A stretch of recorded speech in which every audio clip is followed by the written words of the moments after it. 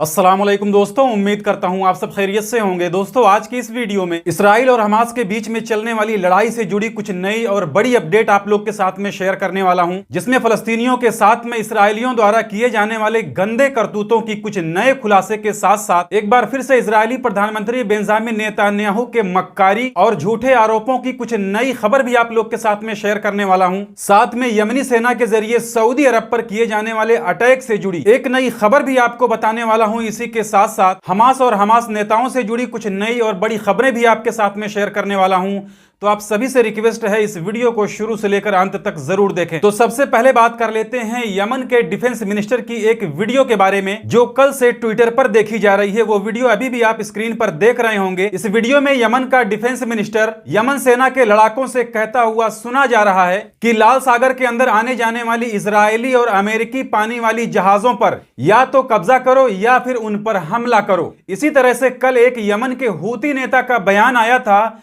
जिसमें वो बता रहा था कि लाल सागर के अंदर आने जाने वाली इसराइली और अमेरिकी जहाजों को सुरक्षा देने में अगर सऊदी अरब और अरब इमरात अमेरिका का साथ देते हैं तो हूती लड़ाकों की तरफ से सऊदी अरब की जो तेल कंपनियां हैं और अरब इमरात की जो तेल फैक्ट्रियां हैं उन पर हमला किया जाएगा, और अरब इमरात के साथ साथ सऊदी अरब की तेल सप्लाई वाली जहाजों पर भी हूती सेना की तरफ से हमले किए जाएंगे। यानी यमन की तरफ से सऊदी और अरब इमरात को साफ साफ धमकी दी गई है कि अगर ये दोनों मुल्क लाल सागर के अंदर उनकी पानी वाली जहाजों को सुरक्षा देने में अमेरिका या इसराइल का साथ देते हैं तो उनके तेल वाली कंपनियों पर, तेल वाली फैक्ट्रियों पर और लाल सागर से गुजरने वाली सऊदी अरब और अरब इमरात की ऑयल सप्लाई की जहाजों पर भी हूती सेना हमला करेगी। तो हमास और हिजबुल्लाह के बाद में अब यमन भी इसराइल और अमेरिका के लिए एक बड़ा मुसीबत बन गया है। इसके अलावा जैसा कि अभी एक दिन पहले अमेरिका की तरफ से यह बताया गया था कि इसराइली सेना हमास के सुरंगों में पानी भरने का प्लान बना रही है,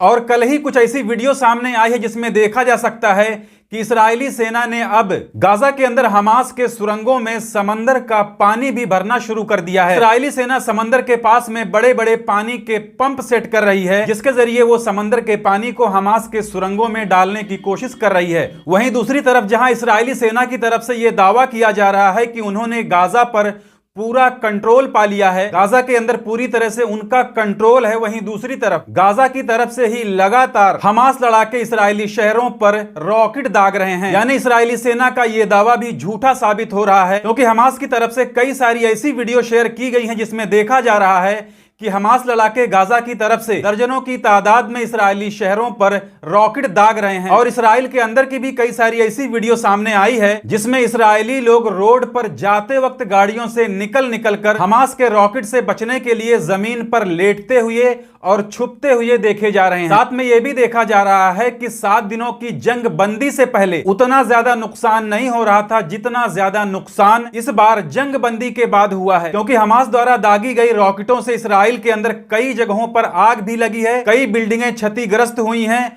और कल ही इजराइल के अस्कलोन शहर में हमास के रॉकेट हमले से एक फैक्ट्री में आग भी लग गई थी। इसके अलावा हमास नेता यहिया सिनवर को लेकर कुछ बड़ी खबरें आ रही हैं, जिसके बारे में कल इजरायली प्रधानमंत्री बेंजामिन नेतन्याहू ने कहा था कि उनकी सेना ने गाजा के अंदर हमास नेता यहिया सिनवर के घर को घेर लिया है। जिसके बाद इस्राएली आर्मी की तरफ से बयान आया था कि उनका मकसद हमास नेता यहिया सिनवर को ढूंढना और उनकी हत्या करना है। तो वैसे भी गाजा के अंदर किसी का भी घर इस वक्त सुरक्षित नहीं है, चाहे वो यहिया सिनवर का हो या फिर किसी का भी हो। गाजा की स्थिति को देखते हुए ऐसा नहीं लगता कि हमास का कोई भी नेता इस वक्त अपने घर में बैठकर इसराइली सैनिकों का या फिर इसराइली बमबारी का इंतजार करेगा। वहीं एक बार फिर से इसराइली प्रधानमंत्री बेंजामिन नेतन्याहू दुनिया से हमदर्दी हासिल करने के लिए और अपने करतूतों पर, अपने गुनाहों पर पर्दा डालने के लिए एक बार फिर से मक्कारी पर उतर आया है, क्योंकि एक बार फिर से इस्राएली प्रधानमंत्री बेंजामिन नेतन्याहू का कहना है कि हमास द्वारा बंधक बनाए गए इस्राएली महिला बंधकों के साथ में हमास ने दुष्कर्म किया है, उनके साथ में असमतदरी की है, उन्हें टॉर्चर किया है, और जो भी बयान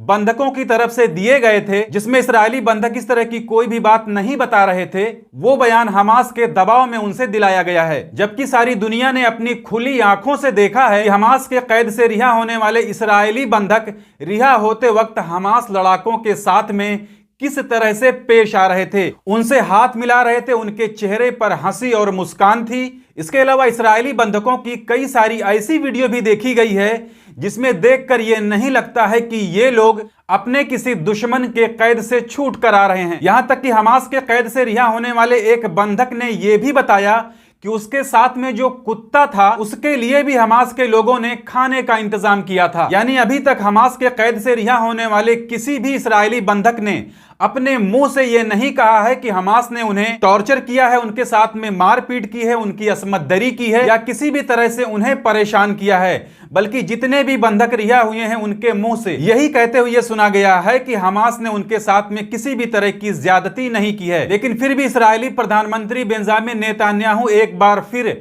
हमास के बारे में कुछ इस तरह का झूठ फैलाकर दुनिया से सिंपैथी और हमदर्दी हासिल करना चाहता है। लेकिन इस बार इस्राइल सारी दुनिया के सामने नंगा हो चुका है और फलस्तीनी मुसलमानों पर इस्राइल के जरिए किए जाने वाले जुल्म के बारे में सारी दुनिया जान चुकी है। इसके अलावा पिछले एक हफ्ते से एक ऐसी खबर सामने आ रही है जिसे जानने के बाद में लोगों के होश उड़ जा रहे हैं, क्योंकि अमेरिका के FBI की तरफ से 17 ऐसे इस्राएली डॉक्टरों को अरेस्ट किया गया है जो लोग फलस्तीनियों के बॉडी ऑर्गन की तस्करी करते हुए पकड़े गए हैं। यानी इस्राएली सेना जिन फलस्तीनी बच्चों और जवानों को गिरफ्तार करके जेल में डाल देती है उनमें से सैकड़ों फलस्तीनी लोगों के बॉडी ऑर्गन्स को निकालकर इस्राएली डॉक्टर लोग उसकी तस्करी कर रहे थे। तो देखिए इस तरह की खबरें कई बार आ चुकी हैं कि इस्राएली सैनिकों द्वारा गिरफ्तार किए गए सैकड़ों फलस्तीनी लोगों का कोई पता ही नहीं चल रहा है। वहीं कल गाजा के अंदर हमास ने यह दावा किया है कि उसने कल 13 इस्राएली बख्तरबंद गाड़ियों और टैंकों को एक बार फिर से तबाह किया है। साथ में दर्जनों इस्राएली फौजी मारे गए हैं और हमास की एक वीडियो भी सामने आई है जिसमें गाजा के अंदर हमास लड़ाके इस्राएली टैंकों को उड़ाते हुए देखे जा रहे हैं। और कुछ वीडियो में यह भी देखा गया है कि हमास लड़ाके इस्राएली टैंकों को उड़ाने के बाद में उनके साथ में सेल्फी लेते हुए देखे जा रहे हैं। इसके अलावा अल जजीरा न्यूज की तरफ से गाजा के अंदर लड़ने वाले इस्राएली सैनिकों के बारे में एक बड़ी चौंकाने वाली बात कही गई है कि इस वक्त गाजा के अंदर लड़ने वाले ज्यादातर फौजी वो इस्राएली नहीं है बल्कि उन्हें भाड़े पर लाया गया है, जिनका कोई भी रिकॉर्ड, कोई भी पहचान इस्राएली सेना में नहीं है। वहीं इस्राएल के अंदर इस्राएली प्रधानमंत्री बेंजामिन नेतन्याहू के घर को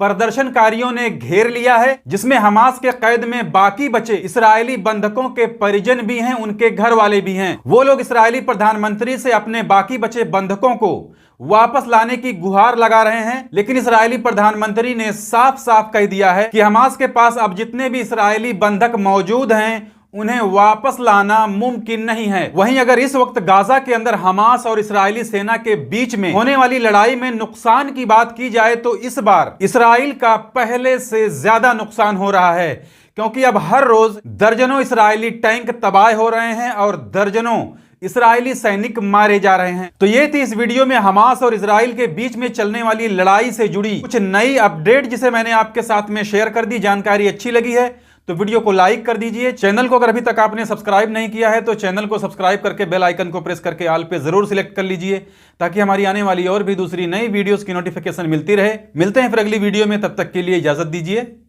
खुदा हाफिज।